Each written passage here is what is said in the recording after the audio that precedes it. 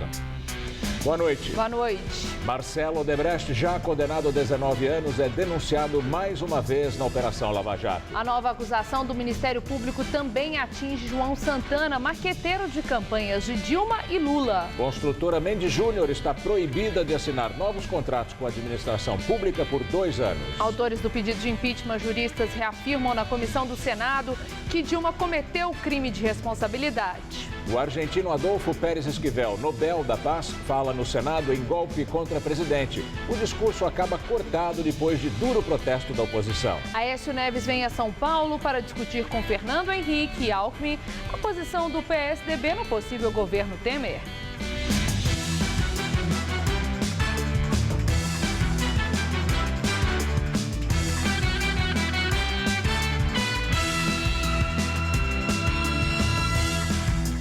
A Santa Casa de São Paulo, o maior hospital filantrópico da América Latina, enfrenta a pior crise financeira da sua história. No ano passado, a instituição quase fechou as portas por causa da falta de materiais hospitalares.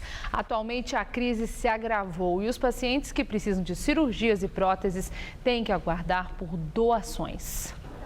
Cerca de 7.000 pessoas são atendidas gratuitamente todos os dias no Hospital Central da Santa Casa de São Paulo. Pacientes como a dona Valdelice, que tratam câncer de mama há 3 anos. A limpeza, assim, deixa um pouco a desejar, mas, assim, em matéria de medicação, matéria de atendimento médico, é super bem tratada. Este homem, que não quer se identificar, está com o pai internado na instituição há 15 dias e reclama da falta de higiene nas instalações. Higiene, o banheiro onde os pacientes tomam banho, fazem as necessidades também, está numa situação bem delicada. Tem uns remédios que ele toma com frequência e as enfermeiras pediram para nós estarmos levando para lá. Com um celular, flagramos a condição do banheiro onde pacientes que deixam a UTI tomam banho.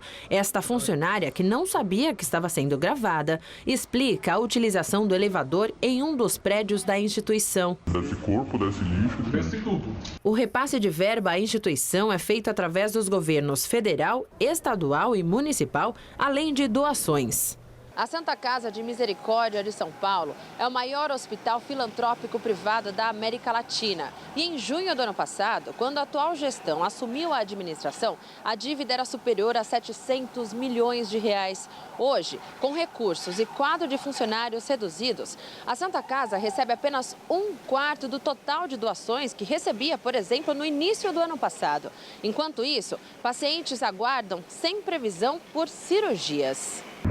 O que falta é material. Para mim fazer essa cirurgia, eu preciso de próteses. E as próteses têm que ser doadas, que a Santa Casa não está comprando. Em meio à crise, em julho de 2014, o pronto-socorro chegou a ser fechado pelo Ministério Público de São Paulo. Nova retirada de verbas daquilo que já está contratado, quer seja com o Ministério da Saúde, quer seja com a Secretaria de Estado, evidentemente a Santa Casa ficará numa situação muito ruim. Não só a Santa Casa, todos os hospitais estaduais e municipais. Se houver novo contingenciamento, eles entrarão em colapso. Enquanto o futuro de um dos maiores hospitais do país é incerto, a Superintendência da Santa Casa reconhece falhas no funcionamento. Infelizmente, a Santa Casa teve a sua imagem bastante arranhada pelo que aconteceu nos últimos anos. Isso teve um reflexo direto nas doações. De fato, existe uma espera, e não é uma espera pequena, em todo o setor de saúde, para poder fazer parte dessas cirurgias. Então, isso é verdade, estamos lidando com a escassez de recursos que nós temos hoje. Dentistas do projeto Turma do Bem fizeram hoje uma triagem para fornecer atendimento gratuito a adolescentes de baixa renda que têm problemas odontológicos. Aqui em São Paulo, mais de 400 pacientes foram selecionados. Eduardo ficou sabendo da campanha pela internet e não teve dúvida. Trouxe o filho Pablo logo cedo para fazer a avaliação com o dentista.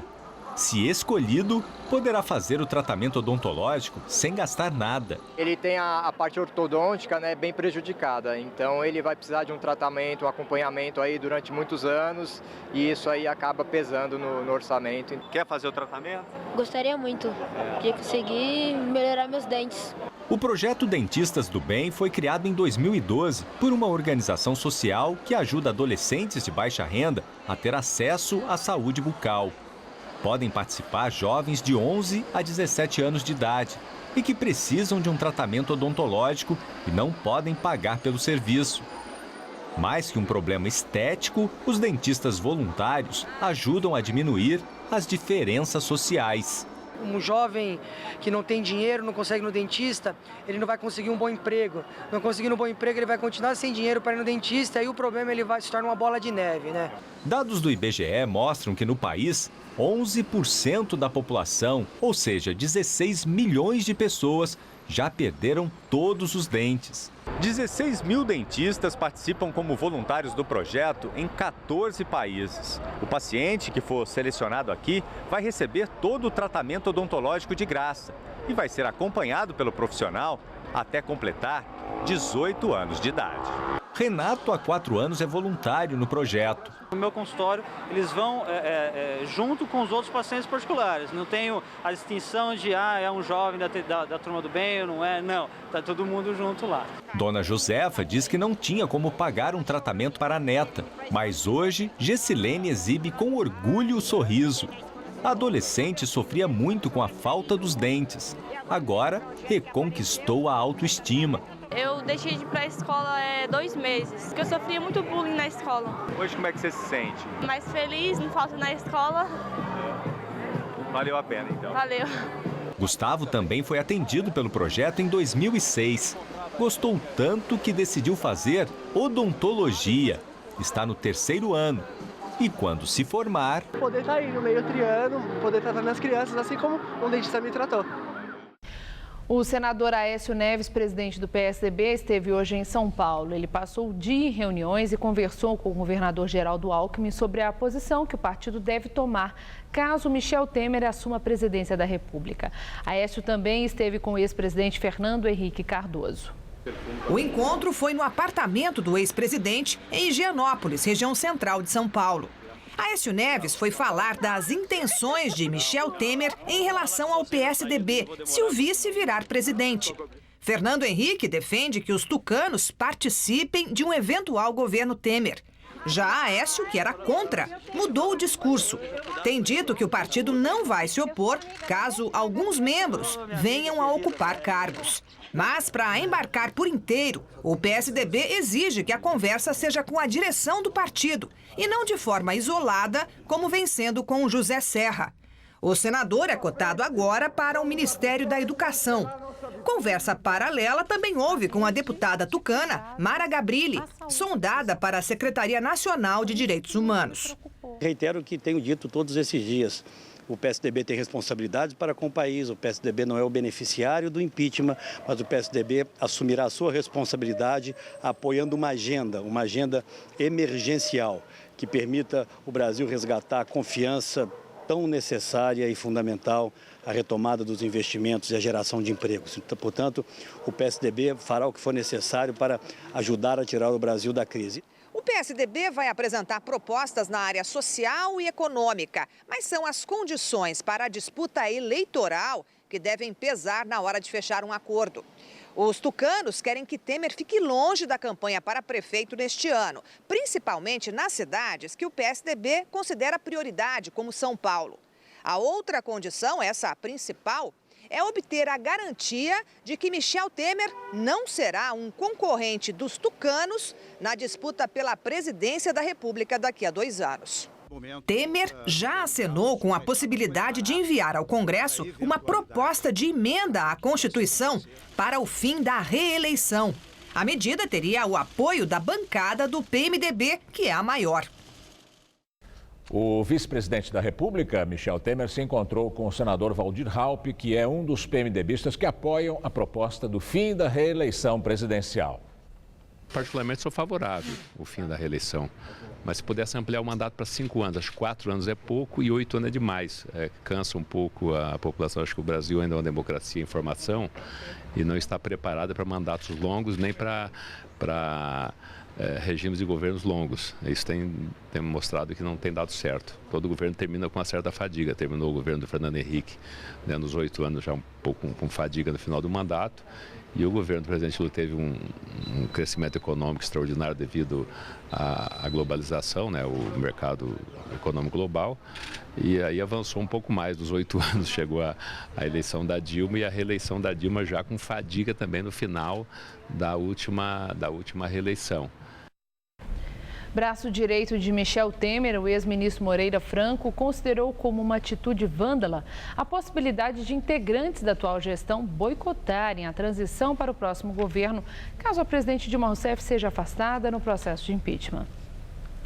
Eu não acredito que a presidente da República vai permitir que a equipe tenha uma atitude tão vândala, porque isso é vandalismo, é agredir o próprio interesse do país. Esses papéis, a estrutura funcional, todas as informações, os programas que estão em andamento, os dados orçamentários, os dados fiscais, isto não é de A, não é de B, nem de C, não é de um partido. Isto é do país, isto é da nação. A presidente Dilma Rousseff se reuniu hoje com o ganhador do Prêmio Nobel da Paz de 1980, o argentino Adolfo Pérez Esquivel.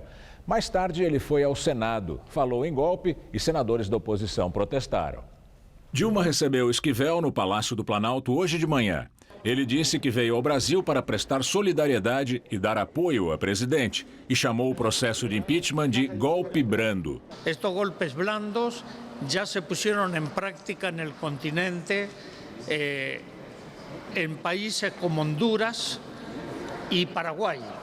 Agora, a mesma metodologia que não necessitam de las Fuerzas Armadas, lo estão utilizando aqui em Brasil. Mais tarde, no plenário do Senado, foi autorizado a fazer uma saudação pelo senador Paulo Paim, do PT, que presidia a sessão.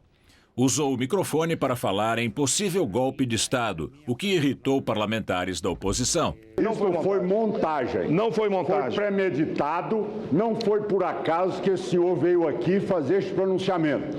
Isso é uma estratégia que este plenário não admite. O que não podemos tolerar é que um não senador, mesmo sendo ele o Prêmio Nobel da Paz, possa interromper uma sessão do Senado Federal, uma sessão deliberativa, sem delegação para tanto, porque ele não recebeu o voto do povo brasileiro, e vir se somar a um discurso politiqueiro, a um discurso que vem sendo feito de forma irresponsável para denegrir a imagem do Brasil, porque aqui não há golpistas. Senadores do PT se defenderam. A colocação de que houve uma intenção de aqui haver qualquer posicionamento político de quem quer que seja, isso não corresponde à realidade, nem seria nossa intenção. Até porque ele já se expressou muito claramente pelos meios de comunicação, pela visita que fez a presidenta Dilma, na imprensa do seu país, na imprensa internacional. Não se criaria aqui uma situação como essa apenas para o registro de uma posição que é pública. Depois de pedidos da oposição, o senador Paulo Paim determinou a retirada do termo golpe dos registros da sessão. Ainda nesta edição do Jornal da Gazeta, daqui a pouco você vai ter novas informações sobre a quente e agitada política brasileira. É só que São Paulo teve a madrugada mais fria do ano, né? Não está quente. Não está quente, definitivamente. A cidade amanheceu com os termômetros marcando apenas 12,2 graus. O dia hoje foi de sol intercalado com muita nebulosidade e a máxima não passou dos 21 graus. E a semana promete terminar com mais frio ainda. Mariana Armentano traz agora os detalhes da previsão para o Brasil e todo o estado de São Paulo. As temperaturas sobem um pouco em relação a hoje no centro-sul do país, mas ainda faz friozinho. A massa de ar polar ainda afasta as chuvas e mantém as temperaturas mais baixas em toda essa faixa, do sul ao norte do Brasil. Em quase toda a região sul e também no sul do Mato Grosso do Sul, ainda pode gear amanhã nas primeiras horas do dia. Nessas áreas em azul, que pegam o leste de São Paulo, sudeste de Minas e também o centro-sul do Espírito Santo, o tempo fica encoberto com temperaturas bem amenas. E ainda pode chover forte, mas de forma bem pontual, do norte capixaba, sul da Bahia até o norte do Amazonas e também em Roraima. Mínima nessa madrugada de 5 graus em Curitiba, 6 em Porto Alegre e 7 em Campo Grande. À tarde já volta a esquentar em Rio Branco, máxima por lá de 27 graus e na capital gaúcha não faz mais que 15 graus amanhã. Aqui em São Paulo, o sol volta a predominar, principalmente pelo interior, mas ainda vai fazer frio. Em Presidente Prudente, mínima de 8 e máxima de 23 graus. Na cidade de Bauru, temperaturas entre 11 e 24 graus amanhã.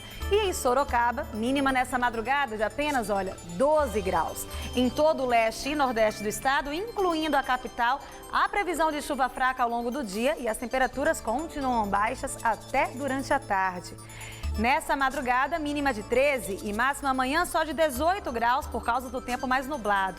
No final de semana, o sol volta a aparecer, mas não esquenta muito. No sábado, máxima de 20 e no domingo, máxima prevista só de 19 graus.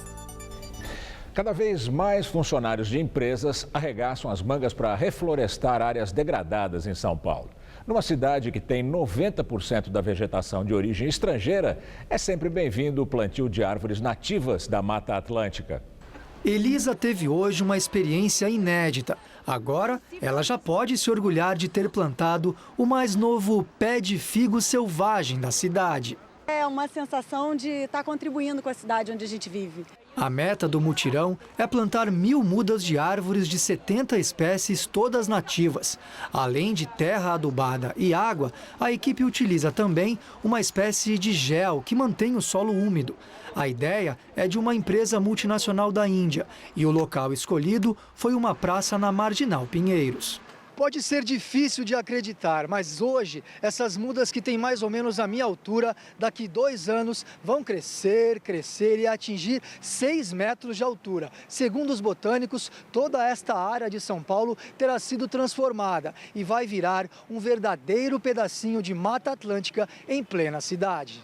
Ricardo foi quem desenvolveu o projeto, apelidado por ele de Floresta de Bolso. A floresta tem uma grande capacidade de diminuir a temperatura, de aumentar a umidade do ar, de segurar a água da chuva, diminuindo enchentes e alimentando o lençol freático que alimenta nossas torneiras. Também tem capacidade de filtrar o ar, tirar poeira, tirar os gases tóxicos, abrigar a avifauna, trazer pássaros que não vêm mais para São Paulo, porque são pássaros da Mata Atlântica.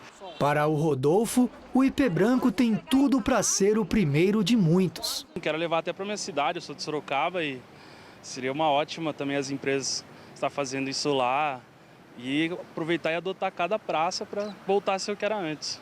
Um exemplo de replantio que deu certo é o pomar urbano, também na Marginal Pinheiros. São cerca de 26 quilômetros lineares de mata. O projeto foi implantado em 1999 pelo governo do estado, em parceria com empresas privadas, responsáveis pela manutenção das cerca de 500.000 árvores. Qual é melhor, você andar pela cidade e não ver nenhuma vegetação? Ou você andar, ver árvores frutíferas, ver árvores com flores? Você pega o trânsito o dia inteiro. Mas acho que é melhor você ter uma visão agradável ao longo da Marginal do que você ver uma área toda degradada, Oposição da Venezuela afirma que já coletou o triplo das assinaturas necessárias para aprovação de um referendo revogatório contra o presidente Nicolás Maduro. Cerca de 600.000 pessoas já teriam assinado a lista de apoio ao referendo. O número é 3 vezes maior que o requerido pelo CNE, a autoridade eleitoral do país. O recolhimento das assinaturas começou ontem, um dia depois do Conselho Eleitoral da Venezuela autorizar a oposição a coletar assinaturas num prazo de 30 dias, para tentar realizar um referendo revogatório do mandato de Nicolás Maduro. O Produto Interno Bruto dos Estados Unidos avançou 0,5% no primeiro trimestre deste ano. O ritmo é mais lento em 2 anos, mas ficou dentro das estimativas do mercado. O Departamento de Comércio anunciou que o índice refletiu dados como a queda dos investimentos e também a desaceleração dos gastos dos consumidores. O discurso sobre política externa de Donald Trump, o virtual candidato republicano à presidência dos Estados Unidos, alarma países aliados. Trump criticou a atuação de Barack Obama com relação ao Irã, à China e ao combate ao Estado Islâmico e avisou que, se for eleito, a América vai estar em primeiro lugar. Ele disse que aliados europeus e asiáticos vão ter que cuidar de si mesmos se não ajudarem os Estados Unidos nos gastos de defesa. O primeiro sinal de alarme veio da Alemanha. O ministro do Exterior, Frank Steinmeier, afirmou que o slogan "América em primeiro lugar" é inviável num mundo globalizado. E disse que torce para que a campanha eleitoral americana não perca a noção de realidade. Nosso comentarista de política internacional, João Batista Natali, faz uma análise dessa corrida pré-eleitoral à Casa Branca. As primárias dos Estados Unidos são uma novela que não caminham para um final feliz, ao menos para o Partido Republicano, que é o mais conservador. Donald Trump é o grande palhaço da direita. Ele já conseguiu quase 80% dos delegados que poderão transformá-lo em candidato do partido à Casa Branca. A prova de fogo será no estado da Califórnia, no comecinho de junho. Existe a possibilidade matemática de Trump chegar em primeiro lugar, mas sem o número de delegados necessários. Isso abriria uma crise. Os caciques do Partido Republicano, e eles não apoiam Donald Trump, fariam de tudo para que um outro nome fosse escolhido na convenção de julho. Só para lembrar, Trump é o candidato que quer expulsar 11 milhões de imigrantes. Ele quer proibir a imigração de muçulmanos. É o candidato do preconceito, é o candidato da burrice. A questão básica é que ele seria facilmente derrotado nas eleições pela democrata Hillary Clinton. Essa senhora, também só para lembrar, é a ex-mulher do presidente Bill Clinton, ou melhor, a mulher do ex-presidente Bill Clinton. Ela é senadora e ex-chefe da diplomacia americana. Ela já tem 90% dos votos para que seja candidata democrata. Tomou alguns sustos nas últimas semanas com o principal concorrente dela, que é o senador Bernie Sanders. Ele é um homem de esquerda e empurrou o debate para propostas de políticas públicas. A disputa entre os dois não ficou na superficialidade de quem é mais bonito ou parece ser mais confiável. Pois bem, o drama para os republicanos é que se as eleições de verdade fossem hoje, Hillary derrotaria Trump por 49% a 40%. Se isso acontecer, depois de Barack Obama, os democratas fariam um segundo presidente. E a gente pode se perguntar se isso é bom para os habitantes do nosso planeta. Eu responderia que sim. A diplomacia dos democratas é hoje mais hábil, ela é mais pacifista. Mas isso é uma outra novela com capítulos cheios de dramas e de suspense para quem se interessa por política internacional. É assim que o mundo gira. Boa noite. Estudantes de escolas públicas estaduais das ETECs invadiram o Centro Paula Souza, em São Paulo. Foi mais um protesto contra a máfia da merenda e redução do repasse do dinheiro para a educação. A manifestação começou pela manhã na Avenida Paulista e seguiu para a região central. Quando chegaram ao Centro Paula Souza, os estudantes pularam o portão da instituição para ocupar o prédio. No momento da invasão, a polícia militar atirou gás de pimenta nos estudantes. O protesto foi convocado pelas redes sociais. O esquema de fraude na merenda escolar é investigado pela Operação Alba Branca. O Centro Paula Souza administra escolas técnicas estaduais e faculdades de tecnologia. Dezenas de estudantes estão ocupando o Centro Paula Souza. Em nota, o Centro Paula Souza explicou que a instituição recebeu um documento com reivindicações dos estudantes, que incluem itens como merenda, democratização e terceirização, entre outros. A instituição se dispôs a dialogar com uma comissão de alunos. Também, por meio de uma nota, a Secretaria Estadual da Educação diz ser vítima da Operação Alba Branca, que investiga o esquema de fraude na merenda escolar do estado de São Paulo e alega estar colaborando com as investigações iniciadas pelo próprio governo do estado com a Polícia Civil, Corregedoria Geral da Administração e Ministério Público. Quanto à redução nos repasses, a Secretaria afirma que, apesar da grave situação econômica do país, São Paulo conseguiu manter a política de bônus com pagamento aos servidores. A construtora Mendes Júnior é considerada inidônea pela Controladoria Geral da União. Com isso, a empreiteira, que está envolvida no esquema de corrupção investigado pela Lava Jato, não vai poder realizar novos contratos com o poder público pelos próximos 2 anos. De acordo com a Corregedoria Geral da União, a Mendes Júnior, Controladoria Geral da União, a Mendes Júnior liderava um esquema que fazia com que outras empresas se juntassem a ela e apresentassem propostas menos atrativas em licitações. O órgão analisou contratos da empreiteira com a Petrobras. Até o momento, a Mendes Júnior não se pronunciou sobre o assunto. O Ministério Público Federal apresenta 2 novas denúncias na Operação Lava Jato. Os principais alvos são a empreiteira Odebrecht, o publicitário João Santana e sua mulher e sócia Mônica Moura. As denúncias estão relacionadas à 23ª fase da Lava Jato, que investigou pagamentos feitos a João Santana, marqueteiro de campanhas presidenciais de Lula e Dilma, e à 26ª fase, que apurou a suspeita de que a Odebrecht teria um departamento responsável por fazer pagamentos ilícitos a políticos. Na primeira delas, os denunciados são João Santana, Mônica Moura e mais 6 pessoas. O casal permanece preso desde fevereiro. Na segunda denúncia, entre as 12 pessoas acusadas formalmente, está Marcelo Odebrecht. Preso desde junho do ano passado, ele já foi condenado em primeira instância a mais de 19 anos de reclusão. O procurador Deltan Dallagnol, da Força Tarefa da Operação Lava Jato, afirmou que a regra da propina tornou-se comum na Petrobras. A corrupção dentro da Petrobras era a regra do jogo, ou, abre aspas, a regra da propina.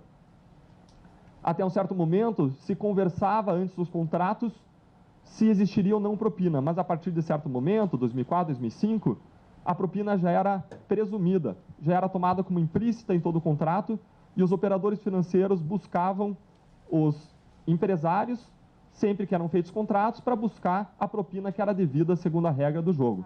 O procurador também deu detalhes do que chamou de sofisticado esquema de corrupção gerido pela Odebrecht por meio do já conhecido Departamento de Operações Estruturadas.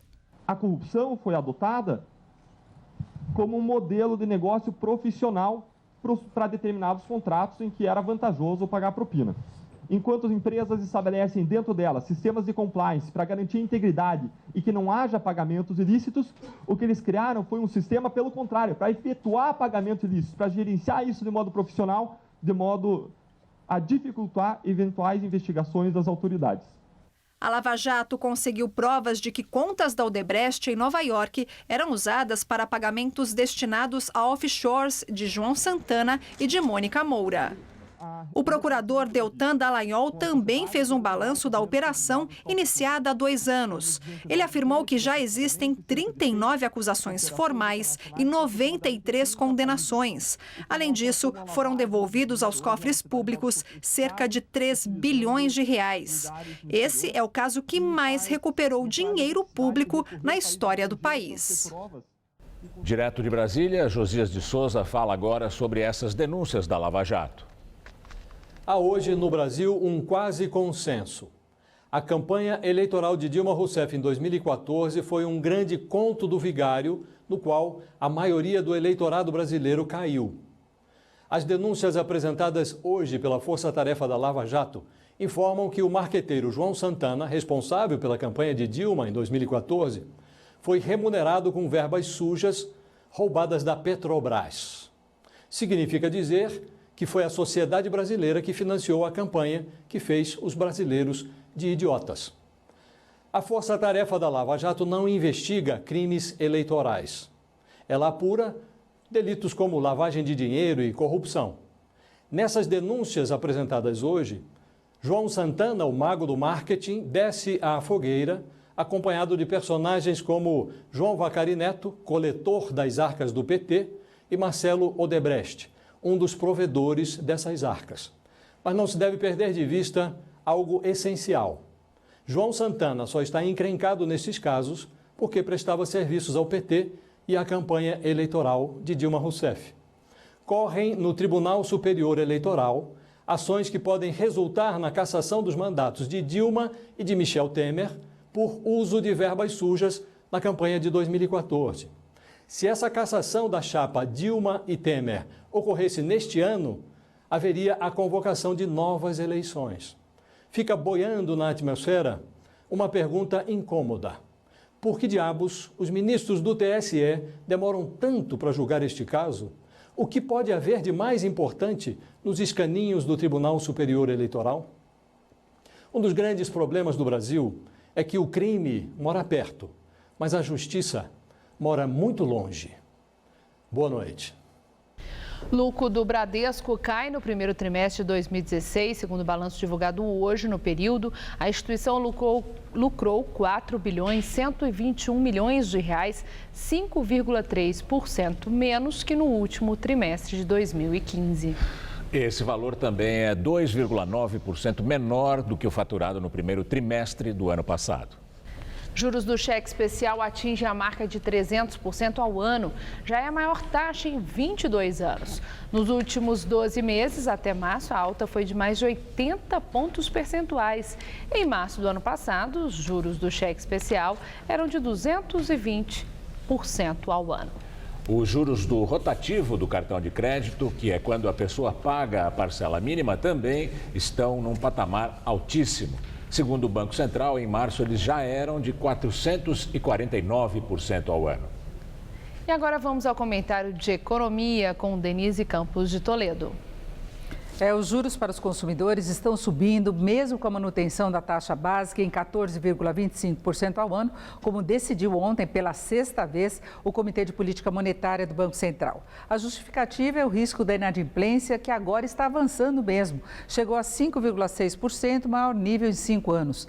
Juros mais altos podem até compensar as perdas com calote, só que acabam reforçando esse processo, já que dificultam o pagamento das dívidas e ainda colaboram para a desaceleração mais forte da atividade. É mais um fator de desestímulo ao consumo, junto com a perda de poder de compra provocada pela inflação alta, por reajustes menores dos salários e o desemprego. E esse ciclo não vai mudar com muita rapidez, mesmo com impeachment e uma confiança maior na gestão da economia. As famílias vão continuar endividadas, o desemprego deve crescer mais, o que pode resultar em um aumento da inadimplência. Aí, como proteção, os juros dos empréstimos e do crediário podem subir ainda mais, mesmo com possível corte da taxa básica, o corte que deve ocorrer nas próximas reuniões do Copom, caso se confirme a perda de força da inflação. Inflação e juros menores, ainda que não muito menores, em princípio podem dar algum gás para a atividade, mas muito lentamente, até porque há outros graves problemas a serem corrigidos, como o desequilíbrio das contas públicas, para o qual a própria queda de atividade colabora, na medida em que compromete a geração de impostos. A arrecadação no primeiro trimestre caiu 8,9% em termos reais.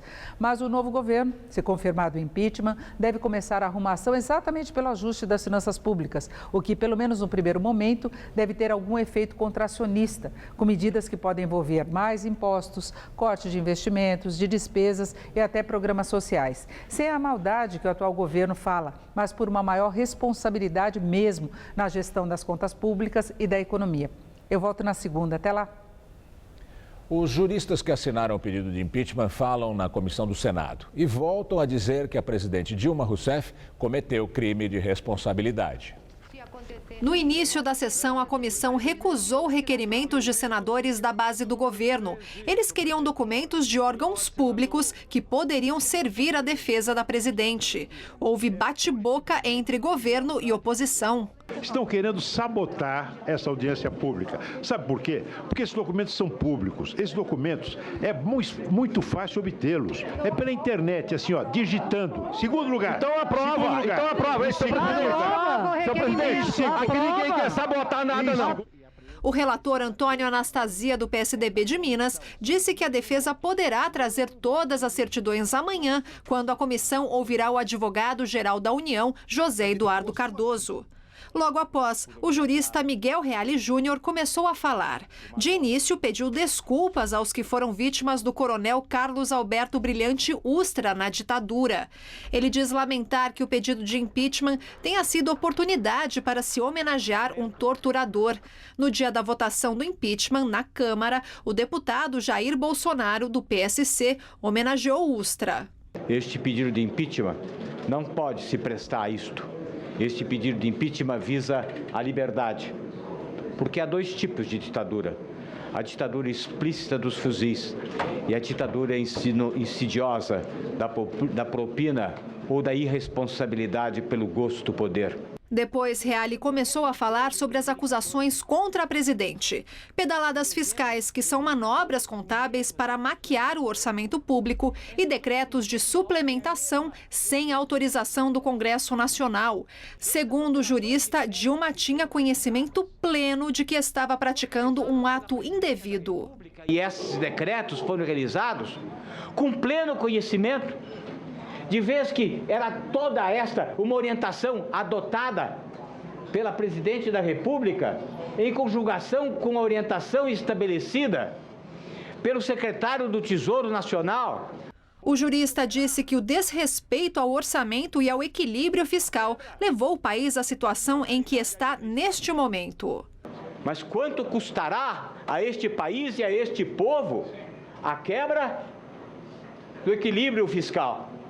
Quanto custará a esse povo que está no desemprego, que está vendo as portas das empresas fecharem, das lojas se encerrarem?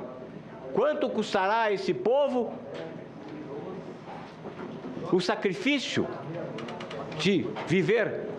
Ele afirmou ainda que Dilma cometeu crime de responsabilidade e, por isso, deve ser afastada. A sua personalidade centralizadora fazia com que ela tomasse sempre para si o processo de decisão. Neste momento, a advogada Janaína Pascoal, uma das autoras do pedido de impeachment da presidente Dilma, fala na comissão especial do Senado. Ela disse agora há pouco aos senadores que o processo de impeachment não tem nada de partidário e que a oposição abraçou o pedido só depois.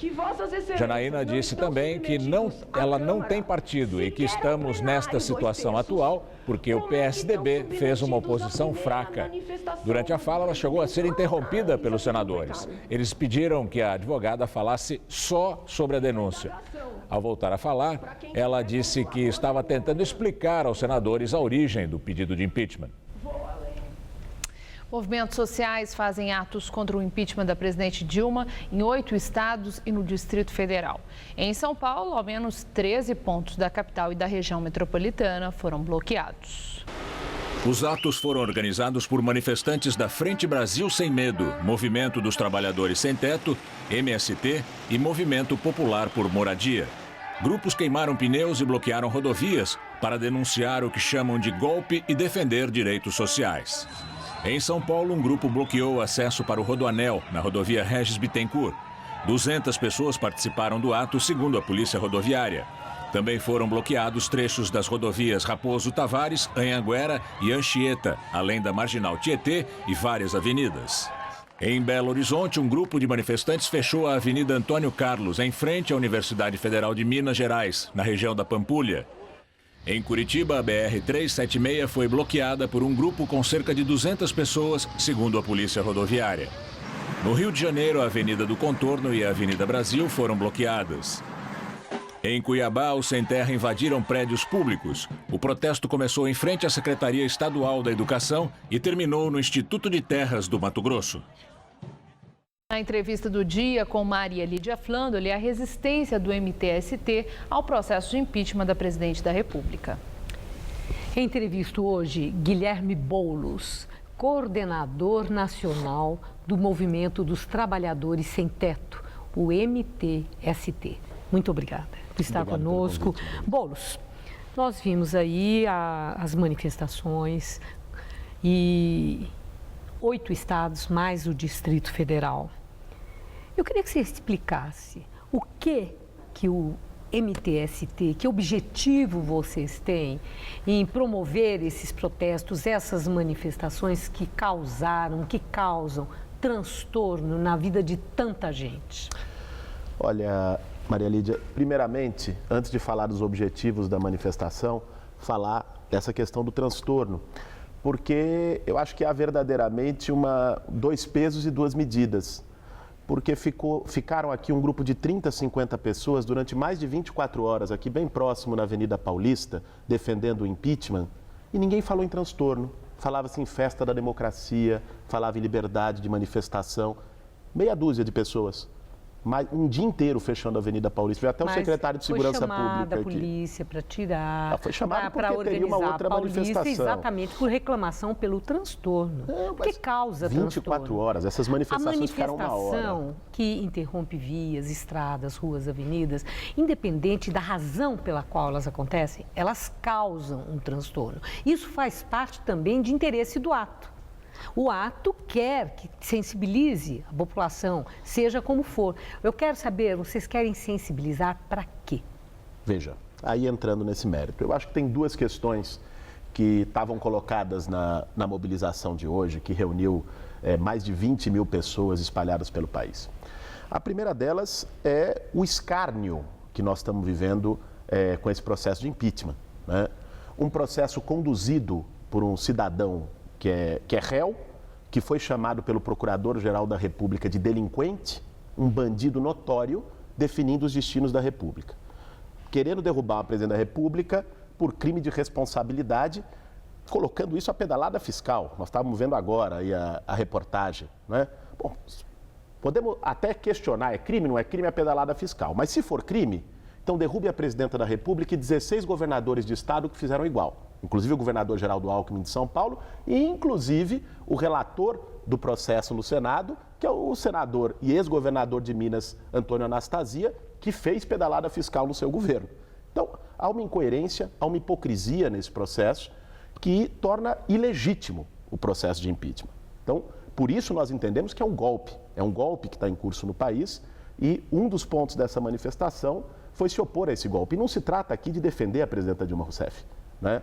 O MTST, a Frente Povo Sem Medo, é extremamente crítica ao governo dela. Nós passamos o último ano e meio questionando o ajuste fiscal, questionando políticas antipopulares que foram tomadas pelo governo dela, realizando um programa que não foi aquele pelo qual foi eleito em 2014. Mas vocês defendem o mandato dela. Nós defendemos a democracia. Nós defendemos que não pode haver um golpe institucional, um golpe parlamentar no país. Agora, eu observei, Boulos, cartazes nas manifestações de hoje, faixas, etc., com palavras que tinham como alvo Michel Temer.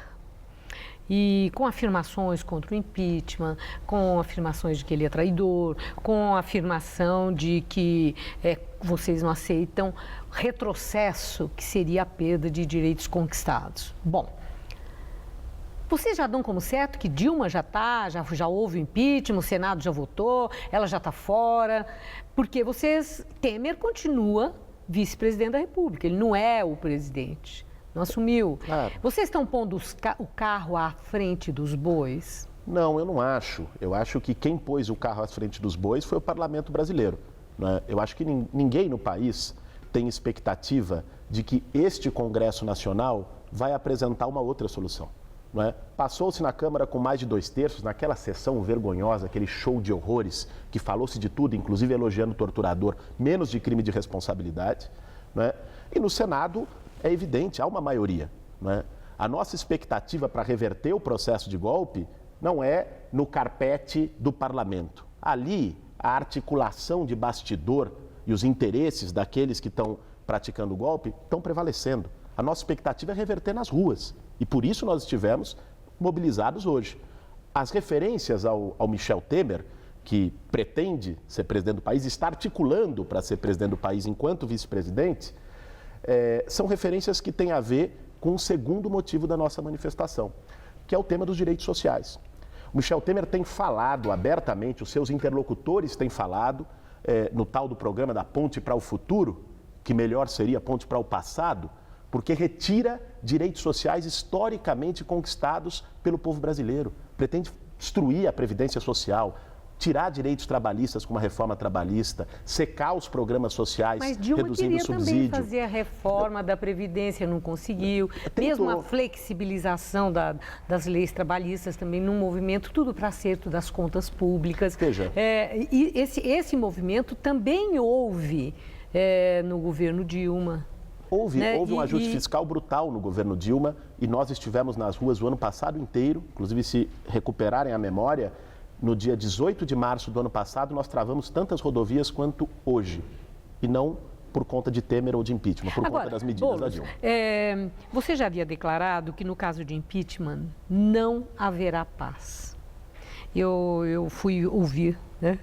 E vi que você disse que o país, você usou uma expressão muito forte, incendiado por greves, ocupações e mobilizações. Isso foi um grito de guerra?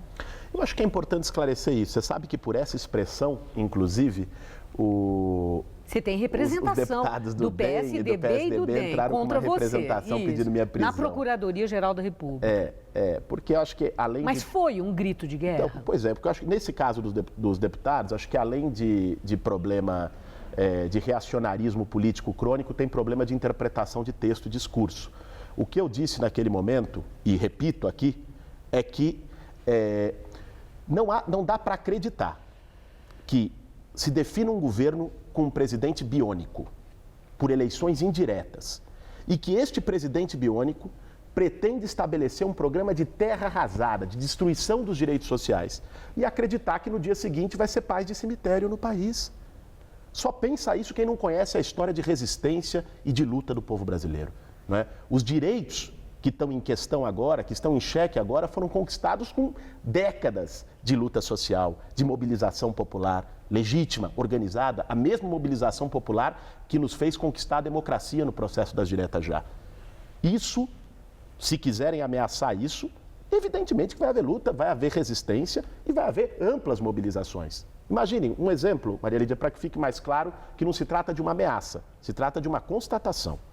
Veja, nós temos 6 milhões de famílias sem teto no país, que não têm moradia digna. Sim. Nós temos um programa social que é o Minha Casa Minha Vida. Com todos os problemas, mas tem ali o programa social. Se chega um governo e acaba com esse programa social... Mesmo que ele diga que não vai acabar, se Temer assumir? Olha, o que eu tenho visto ele dizer é que vai reduzir subsídio, que vai reduzir recursos do FGTS para programas sociais e disse ontem, numa declaração, que vai fazer cortes radicais. Mas disse também ontem, está dizendo, nem assumiu, mas está dizendo, que ele vai privilegiar 5% dos mais pobres do país, com subsídios mais elevados, e que vai manter os programas sociais. Aí cabe a gente fazer uma equação... Reiterou isso. Mas cabe a gente fazer uma equação se existe círculo quadrado. Porque dizer que vai fazer ajuste severo, vou atender as demandas do mercado, vou fazer as reformas todas para enxugar o Estado brasileiro e vou manter programas sociais, vou ampliar, vou aumentar a Bolsa Família, ou uma ou outra. Esse discurso não cola. Quer dizer que são variáveis excludentes, no seu entender. Mas não dá para conciliar. Poxa, basta ver o orçamento. O orçamento é um só. Se você vai cortar, você tem que cortar de algum lugar. Muito bem. E eu agradeço muito, Guilherme Boulos, por você expor, né, quais são as suas ideias, ideais e objetivos. Muito obrigada, uma boa noite. Obrigado a você, Maria Lídia, pelo convite. Gamberini. Você vai ver a seguir. Pela Libertadores, o São Paulo joga hoje contra os mexicanos do Toluca, no Morumbi. O governo do estado segue trabalhando na região metropolitana de São Paulo. Aqui na capital já foram entregues 3.700 novas moradias e mais de 12 mil estão sendo construídas. Na saúde, 40 novos leitos de UTI foram entregues. A maternidade Interlagos foi ampliada e serão inaugurados 2 ambulatórios especializados em idosos. Além disso, 4 dos 7 AMEs na capital passaram a fazer pequenas e médias cirurgias. São Paulo é referência nacional em ensino técnico. Com a 2ª Escola Técnica de Itaquera, nossa capital agora tem 44 ETECs. E no ensino superior, são 7 FATECs com as unidades Sebrae e Itaquera. E para quem tem filho mais novo, o governo do estado ajudou a construir 31 novas creches. Investimentos na nossa capital. Bom para você, bom para São Paulo. Governo do estado. Qual Casper você é? Eu sou jornalismo. Eu sou relações públicas. Eu sou publicidade e propaganda. Eu sou rádio, TV e internet. A minha Casper é comunicação. Aqui tem teoria, prática, oportunidade de estágio e a melhor localização. Essa é a minha Casper. Essa é a nossa Casper. Antes, você tinha que correr de um lado para o outro quando acontecia um problema com uma compra. E acabava tendo que esperar, perder dinheiro, se estressar. Agora, acessando consumidor.gov.br, você pode resolver suas questões de consumo com as maiores empresas do Brasil pelo computador ou smartphone usando só uma mão. 8 em cada 10 casos resolvidos em até 7 dias. Pesquise, reclame, resolva. Consumidor.gov.br. Conciliação tá na mão. Para milhões de brasileiros, a conquista da casa própria é só o começo para muitas outras conquistas. O Minha Casa Minha Vida do governo federal já mudou a vida de milhões de brasileiros. Com o lançamento do Minha Casa Minha Vida 3, serão milhões de novas moradias em todo o Brasil até 2018. De casa nova, mais brasileiros poderão enxergar uma vida nova. Para o governo federal e para a Caixa, esta é a verdadeira mudança. Minha Casa Minha Vida. Mais que mudar de endereço, é mudar de vida.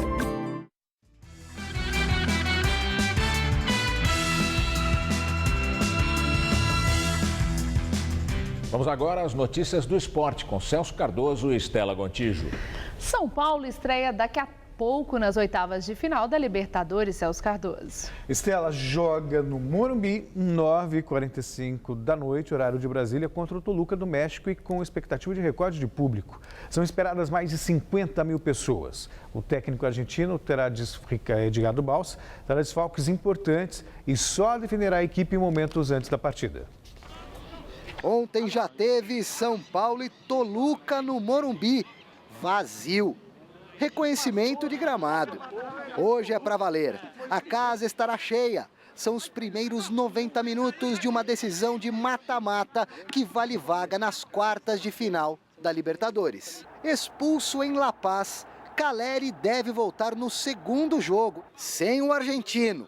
Com o Allan Kardec como dúvida por causa de uma virose, um outro argentino será improvisado de centroavante, se for o caso. Si no llega a estar Kardec, el mejor para jugar en esa posición es Centurión. Renan Ribeiro vai para o gol na vaga do Denis, suspenso. O que conta para Paton Balsa não é futebol arte ou ser superior ao adversário. Futebol para ele é resultado. Estamos armando un equipo para que San Pablo sea un equipo campeón. ¿Qué tiempo nos lleva eso? No lo sé. Si yo voy a poder estar ese día, tampoco lo sé. La verdad, no me interesa jugar mejor que el rival. Me interesa ganar. Pragmático Balsa, jogando feio ou não, para ele o importante é vencer. Coisa que o Corinthians não fez ontem, por exemplo, empatando em 0-0 com o Nacional em Montevidéu.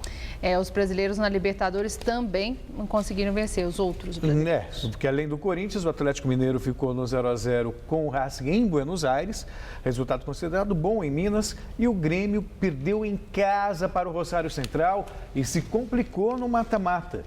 Vai ter que vencer na Argentina para avançar na competição. Na arena do Grêmio, Salazar chutou para frente, a defesa gremista se atrapalhou toda e Marco Ruben fez o gol da vitória do Rosário Central, 1-0. Com o tropeço em Porto Alegre, o tricolor gaúcho vai à Argentina na semana que vem, precisando de pelo menos 2 gols para vencer o Rosário Central e avançar às quartas de final. Uma vitória do Grêmio por 1-0 leva a decisão para os pênaltis. Situação do Grêmio, né? Pegou um adversário muito difícil. O Rosário já deu trabalho para o Palmeiras aqui, perdeu o jogo e agora ganhar em Buenos Aires, ou melhor, em Rosário, não vai ser nada fácil para o tricolor gaúcho. Com certeza. Obrigada, Celso. Boa noite, até amanhã. Com você, Gamerini. Agora há pouco, o governador Geraldo Alckmin e o senador Aécio Neves falaram com a imprensa depois de algumas horas reunidos no Palácio dos Bandeirantes. Os dois tucanos disseram que concluíram um documento com propostas do PSDB a serem encaminhadas para Michel Temer, caso ele assuma a presidência. De acordo com Aécio Neves, não é um programa de governo, e sim uma contribuição do PSDB para o Brasil. Esse documento é um documento que vem sendo construído já há algum tempo. Aqui mesmo nós tivemos a oportunidade de algumas semanas atrás estarmos juntos já discutindo as suas linhas centrais. O governador trouxe mais algumas sugestões relevantes que serão incorporadas ao documento. Uma carta do PSDB que reafirma os princípios do partido, valores do partido, agendas prioritárias, ideias, propostas, que é o bom caminho, né? O Mário Covas nos ensinou que o que deve unir as pessoas são ideias, né? São propostas. E esse é o bom caminho preparatório para a reunião de terça-feira lá do partido. O governador Geraldo Alckmin reafirmou que o PSDB ajudará Michel Temer sem exigir nada em troca. O presidente Temer, assumindo, terá o nosso apoio em tudo aquilo que for de interesse do país, de interesse dos brasileiros, sem nada em troca. O partido não vai exigir absolutamente nada e pode contar conosco. Carolina Pimentel, mulher do governador de Minas Gerais, Fernando Pimentel, do PT, foi nomeada por ele secretária estadual de Trabalho e Desenvolvimento Social. Carolina e Fernando Pimentel são investigados na Operação Acrônimo da Polícia Federal, que apura um suposto esquema de lavagem de dinheiro na campanha eleitoral de 2014, que elegeu Pimentel. A ação contra os dois está no Superior Tribunal de Justiça, já que o governador tem foro privilegiado. Se virar secretária de Estado, Carolina deverá ser julgada pelo Tribunal de Justiça de Minas Gerais. A oposição na Assembleia Legislativa recorreu contra a nomeação. Os deputados afirmam que a investigação no STJ está avançada e que o governador estaria tentando blindar a mulher de uma iminente prisão. O Jornal da Gazeta termina aqui. A edição de hoje pode ser vista no site do Jornal da Gazeta. Mais notícias em nossa edição das 10. Uma boa noite para você. Voltamos amanhã às 7. Boa noite e até lá.